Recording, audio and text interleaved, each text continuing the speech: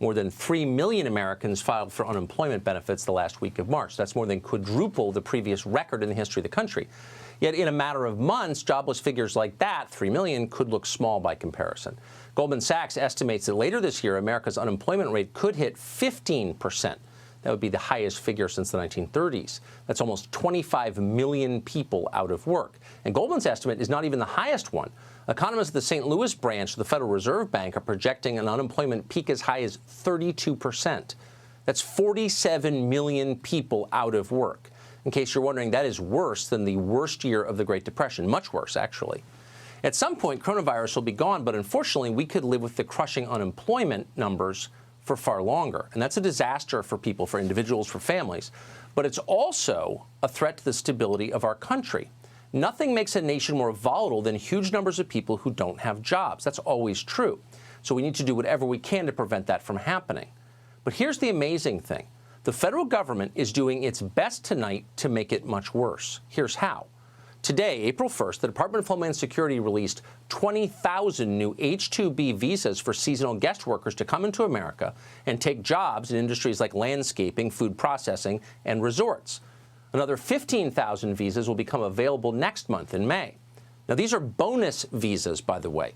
By law, the United States only has to offer 66,000 H-2B visas a year. But Homeland Security Secretary Chad Wolf has used his discretionary powers to add 35,000 extra visas. So that's a total of 100,000 workers coming to this country to take jobs during the single biggest unemployment crisis in a century. It's demented. And yet it gets worse than that. Yesterday, DHS notified 85,000 new winners of the H-1B visa lottery.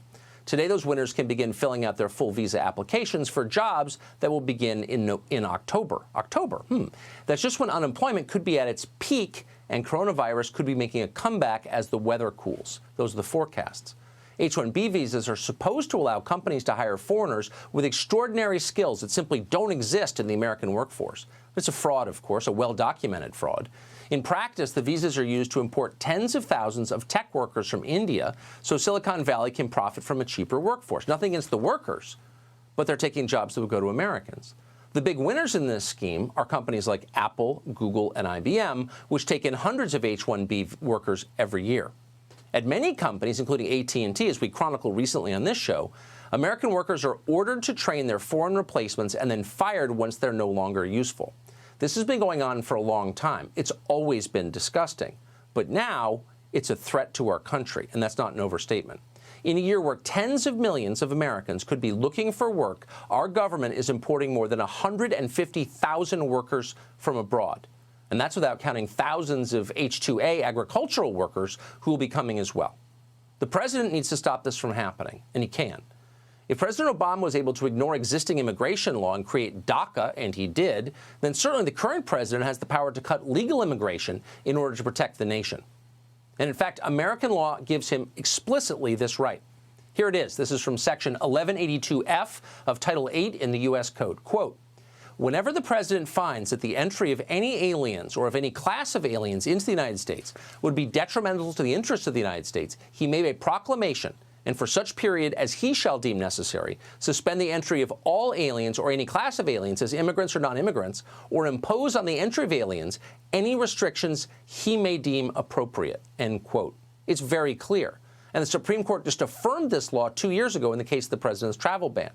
So it's real. Now, that ban, you'll remember, was levied to protect Americans from terrorism. But now we're facing an immeasurably greater crisis than terrorism.